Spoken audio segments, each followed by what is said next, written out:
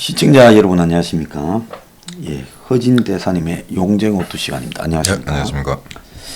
자, 지금 정권이 임기가 얼마 남지도 않았는데 네. 총선 선언을 정말 집요하게 네. 심지어 뭐 호주까지 가가지고 또 종전 선언 하다가 대망신을 당했는데 이 국내의 코로나가 지금 완전히 뭐 지금 수습불능 상태로 빠졌는데 이 와중에 이 호주까지 가는 이 문갈이 거기서 코로나 이야기하다 그 종전선언 이야기하다가 망신당했는데 오늘 그 이야기 좀부터 해서 소장님 이 호주 지금 12월 달에 갔는데 저는 이런 생각해봤어요. 지금 이제 호주가 한국 대통령 받기 굉장히 껄끄러울 겁니다. 예.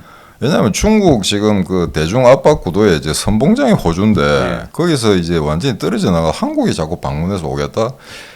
제가 모르긴 해도 이거 호주가 별로 반기지 않았을 거예요. 온다는 그러니까 이게 일이 됐다고 그러더라고요. 왜 갑자기 갔을까? 실제 호주가 이게 이 뭡니까 이 코로나 이 봉쇄 블로킹을 하고 난 이후에 처음 온 사람이래요. 외빈 중에. 예, 그렇다 하더라고. 신문에 그 나왔더라고요. 그런데 최근에 그 호주에 K9 자주포를 1조 정도 수출했는데 그거 고맙다고 좀 세레모니 하러 가겠다고 이쪽에서 계속 이야기를 한 모양이에요. 아마 문갈이 입장에야 국내에 깝깝하니까 정수기 데리고 놀러를 좀 가고 싶어요. 그리고 지금 기후가 바뀌어서 그 여름이거든요. 네, 여름이고 좋지 않습니까? 저는 그게 주된 이유 같은데. 네, 그래서 그런 사회가 갖고 뭐 그 외에 무슨 뭐 광물이니 수소니 협정 그건 뭐 그냥 상징적인 그건 뭐 대통령이 할 그건 아니에요. 이야기에 불과한데 여기에 굳이 가가지고 그 호주가 가지고 있는 이 현재 취하고 있는 미국 주도의 그 쿼드부터 비롯해서 또 뭡니까 오커스까지 겹쳐 있는 나라인데 여기 가서 종전선언 이야기하고 베이징 올림픽 이야기를 하니 이게 좀 정상적인 사람인가 좀 그런 생각이 들어요. 그래서 이게 사실은 이제 외교 무대에서 이제 속에 있는 속내를 잘 드러내지 않으려고 하는데 이제 한국 그 대통령이 거기서 뭐 종전선언은 뭐 북한, 한국, 그다음에 중국, 미국 다 원칙적으로 원론적으로는 다 찬성하는데 북한이 이제 전제 조건을 달기 때문에 미국의 대북 적대시 정책을 폐기하라 하기 때문에 이제 회의가 진행되지 않는다고 했지 않습니까? 그러면 딱 그 말만 딱 하게 되면 어떻게 되냐면은 미국에 문제가 있다고 이야기한 거죠. 미국 너가 조금 더 이게 플렉스블하게 대하면은 대화를 끌어낼 수 있는데 이런 뜻이 돼버리거든요. 그러면 되게 그냥 무시해도 되는데 호주 총리가 들이받았더만요 보니까.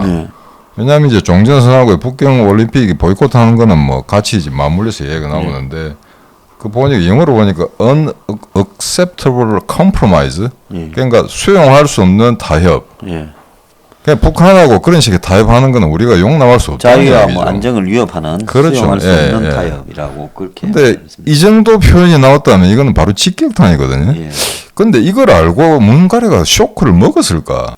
아니면 앞뒤 내용 텍스트 전혀 모르고 그냥 멍하니 서 있었던 건지. 영어를 못 알아들으니까. 아니 통계는 다 해주는데 나 요새 이런 거 보면은 그냥 다르게 해석해 주지 않았을까? 이 사람이 근데 치력이 좀 모자란 건지 아니면 일부러 모자란 척 하는 건지. 왜냐하면 이건 사실 외교적 참사거든요. 그렇죠. 한 나라가 다른 나라에 우호적으로 하자고 가가지고 그런 이야기를 그냥 나오게끔 하는 말을 안 해야지요. 그래놓고 이게 결국 중국 이제 대만 문제까지 나왔는데 몽골이가 그 이야기는 했어요. 그러니까 바이든하고 만났을 때처럼 그 남진아의 안정과 평화, 국제법 준수해가지고 대만하고 이제 중국이 대화로 모든 문제를 잘 해결하기 바란다. 그건 원칙적인 이야기죠. 근데 그 말은 이제 덕담식으로 했는데 이 호주 총리는 뭐 한 발짝 더 나갔더라고요. 만약에 이제 중국이 대만을 갖다 칠 경우에 우리는 자유민주주의 세계 일원으로서 여기에 저항해야 된다. 거기에 분명히 한국의 역할이 있을 거다. 그래서 이제 동북아의 뭐 안정이라든가 평화라든가 자유라든가 이런 가치는 컴프로마이즈 할 수가 없다. 네, 그거는 뭐 기본적인 자유주의, 자유민주주의 국가에서 받아들일 수 없는. 그냥 이거는 어찌 보면 수학님 우리 어릴 때 국민학교 때 보면 방공 도덕 교사가 애들한테 밑줄 쫙 내일 시험에 이거 꼭 나와 뭐 이런 이야기거든요. 근데 이걸 이런데 여기에 대해서 우리가 한 방 먹었다고 기사 쓴 신문 기사를 본 일이 없어요. 이거. 이건 사실은. 어찌 보면 호주가 우리한테 사실은 외교적 결례를 한 거고 그럼에도 불구하고 호주는 분명히 요즘 한 소리는 해야 되겠다고 했다는 거거든요. 이 사람이 호주에 관광청장이라는 관직으로 이제 중요 관직은 처음 시작했는데 네. 그때 이 호주를 선전하는 관광 문구가 네. 그런데 이 18 네. 욕이 아닙니다. 숫자 18번 너 어디 있는데 호주 안 오고 이런 선전을 했다는 거예요. 그래서 그 이후에 스캇 모리슨이죠. 근데 이 사람이 그런 이제 캐치프레이즈 잘 만들었다고 그래요. 그래서 이제 그 다음 세대가 이게 뭡니까? There is no place like Australia. 네. 전 세계 호주 같은 데는 없다. 네. 여러분 네. 놀러 와라. 뭐 이런 게 좀 그러니까 총기 나름 좀 발랄한. 화끈한 사람 같아요.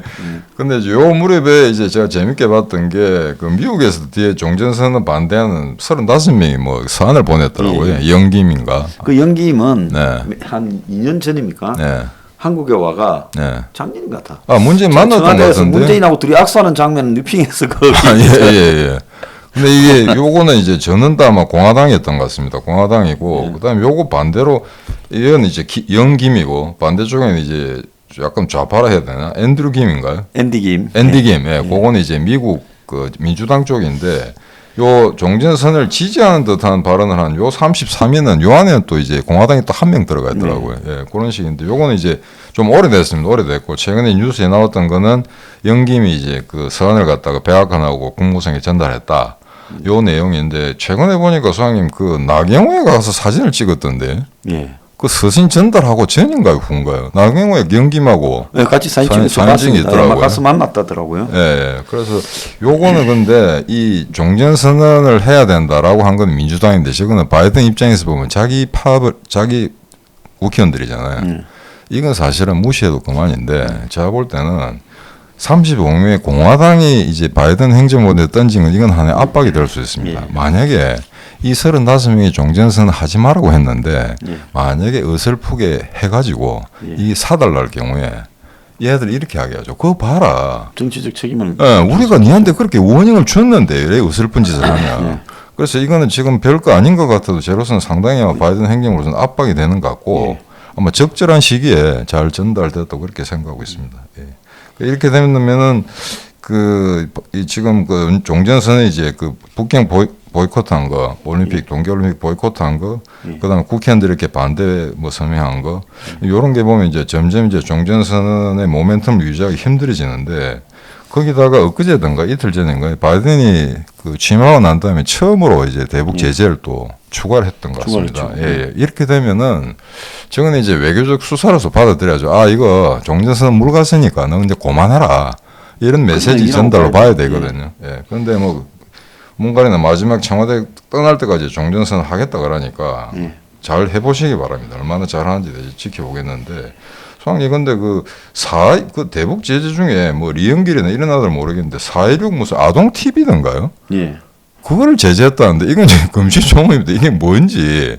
그러니까 그 아동 그 애니메이션 제작하는 그 TV 방송국 자체를 갖다가 지금 제재를 했다는 것 같거든요. 그러니까요. 그러니까 뭐 다양하게 아마 그 무슨 아동 학대라든가 또는 서로 뭐 인권 탄압 이런 그런 이제 잣대에서 문제가 되는 건 다 속아낸 것 같습니다. 제재의 목적이 인권 탄압에 대한 제재니까 북한이 그런 것들을 제작을 하면서 그 아동에 대한 과도한 그 집단적인 그런 노동을 시키고 그건 그런 문제가 나오기는 노동 착취라든가 그래서 이 대북 제재는 사실은 그 트럼프 때는 좀 앞뒤가 안 맞는 정책이 혼선에 있었습니다만 나름 또 그래도 대북 제재를 몇 개 했었거든요.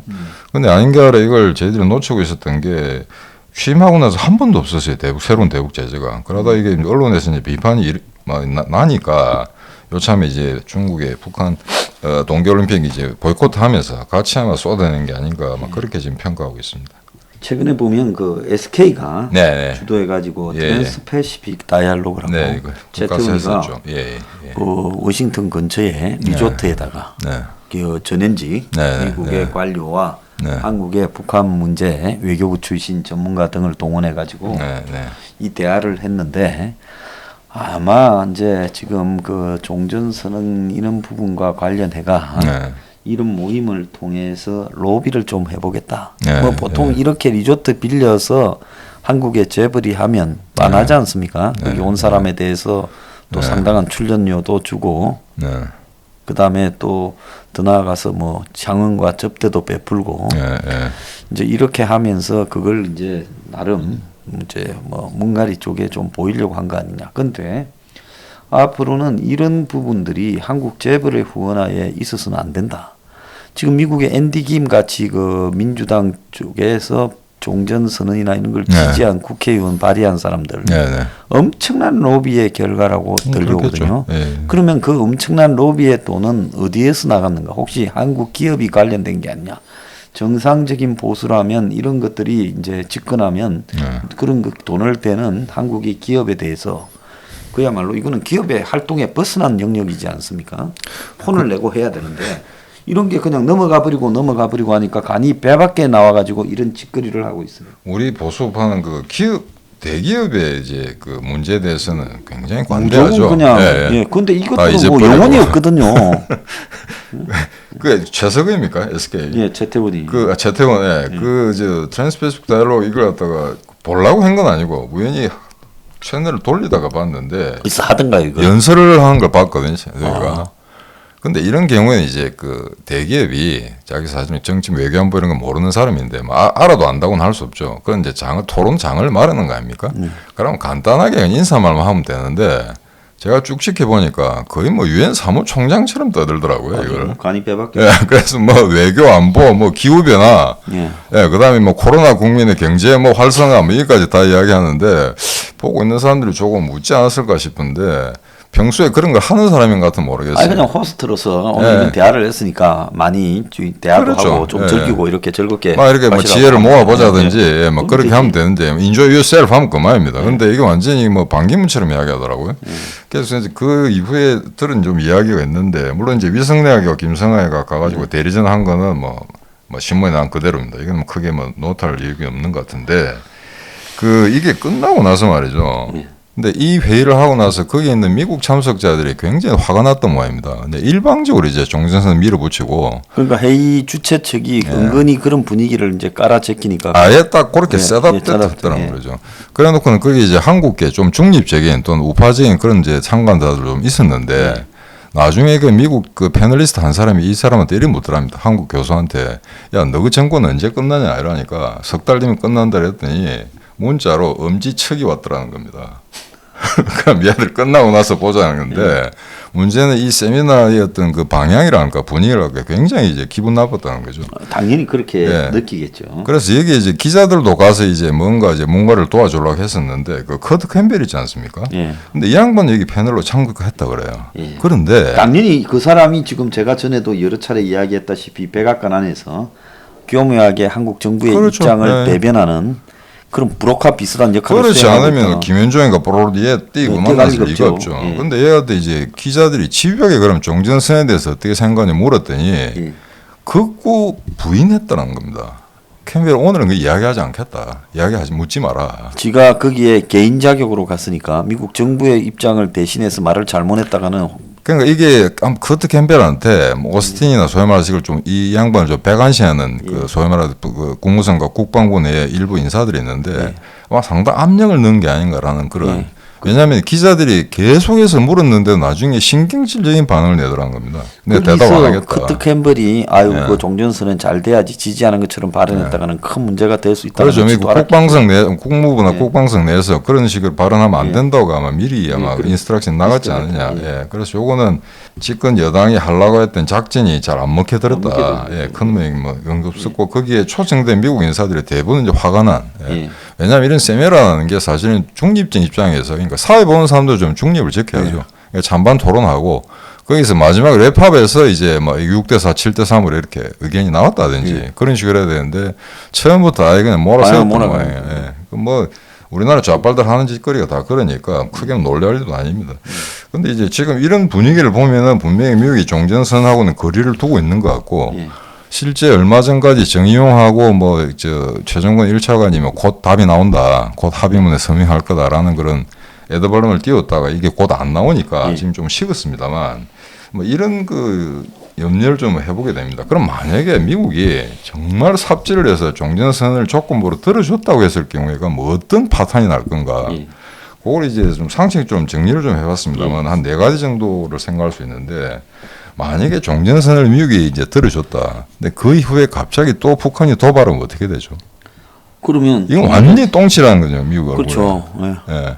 그러면 이것도 야, 니 바이든이 아프가니스 할 때 보니까 형편없더니 이것도 개판쳤구만. 그렇게 되는 거죠. 예, 이러다 보니까 이거는 미국이 정말 힘들죠. 왜냐하면 지금 ICBM 계속해서 지금 쏠라고 지금 준비를 하고 있는 상태인데 언제 도발할지 모릅니다. 근데 거기다 대놓고 미국이 이걸 갖다 쉽게 허용해버리면은 이제 당장 아마 바이든의 지지율이라는 거는 폭망할 거라 보고 있습니다.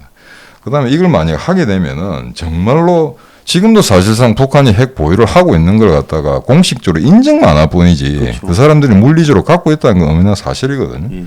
근데 거기다가 만약에 종전선이나 면제부를 주게 되면은 북한의 핵 보유를 사실은 항구적으로 인정한 게 되지 않느냐. 저래시 전쟁을 네. 북한이 이제 핵 전쟁으로 변모시켜 가고 있는데 그걸 네. 종전 선언을 해준다고 하면 네. 그건 당연히 인정으로 다들 생각을 하겠죠. 그렇죠. 그러니까 이게 그 북한의 비핵화를 전제로 한 종전선언은 가능하다라고 하는 이제 미국의 어떤 그 이야기나 그다음에 보수파들의 언지를 한 거는 그렇게 유치하진 않습니다. 왜냐하면 비핵화라는 걸 갖다가 빼고 종전을 해주게 되면 아무런 담보물이 없게 되거든요.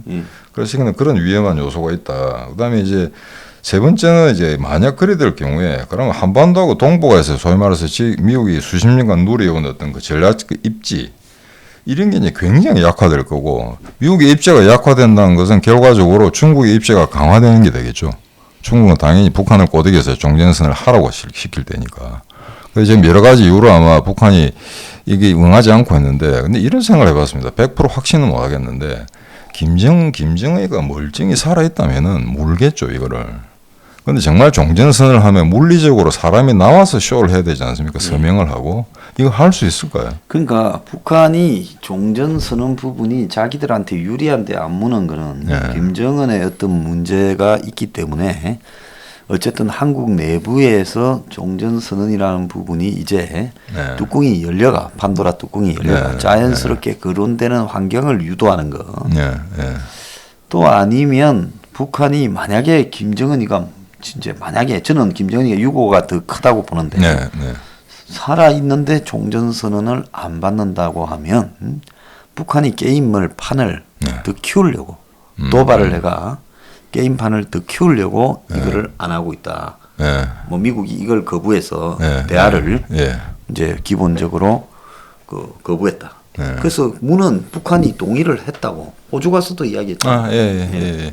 그러니까 그래 되면은 이게 만약에 북한이 그런 어떤 그 김정은의 건강 상태 또는 뭐 죽은지 살았는지 모르는 이런 상황에서 만약에 종전선을 하자라고 하게 되면은 김일성을 내보낸다 이거 수용하기 어렵거든요.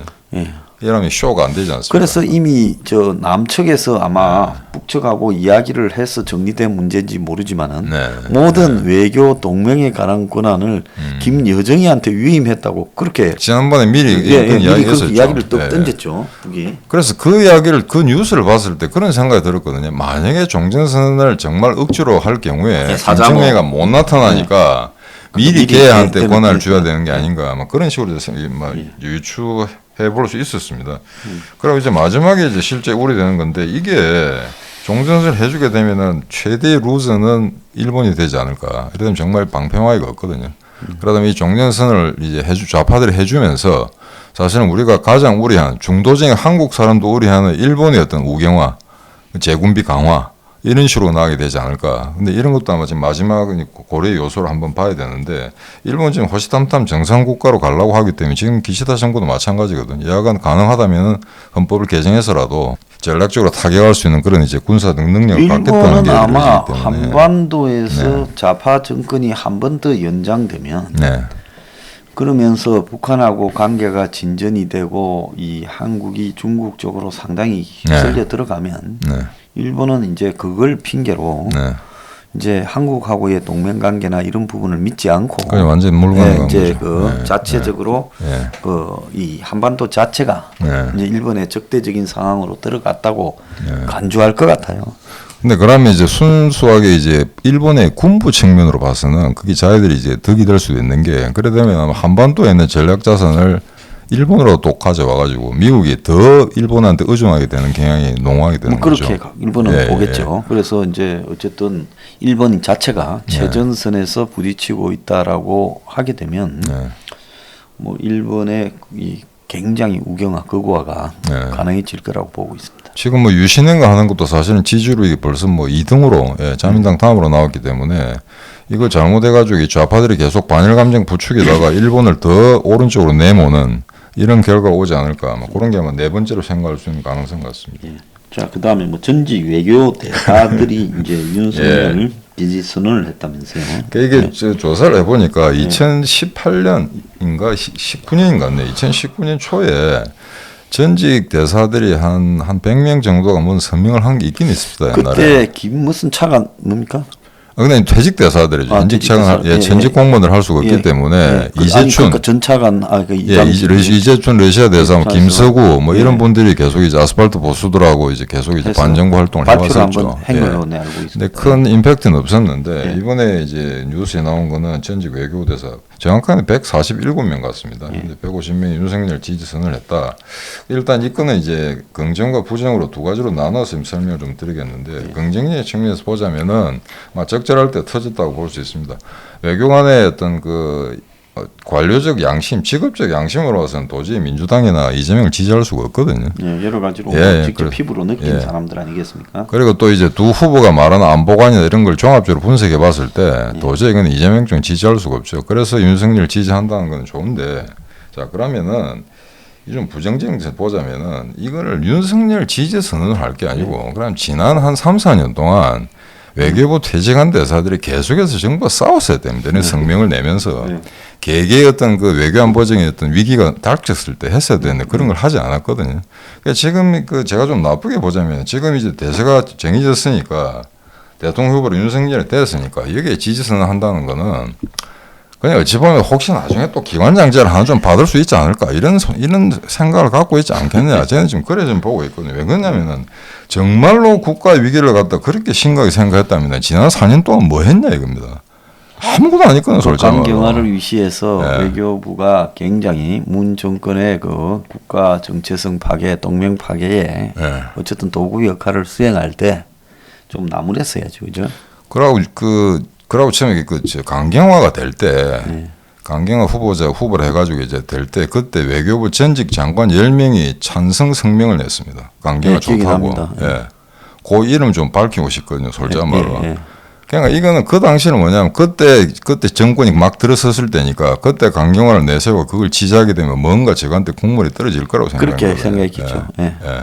그러니까 이걸 갖다 종합적으로 보면은 정말 이미 다 정해지고 난 다음에 올려가지고 150명이 이렇게 뭐 선언하고 하는 거는 별로 용감한 게 아니거든요.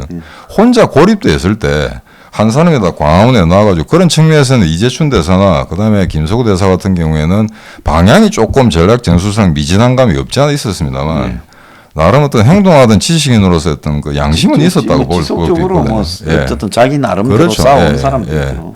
근데 이제 그런 선배들이 이런 일을 할 때 다 방관했었거든요.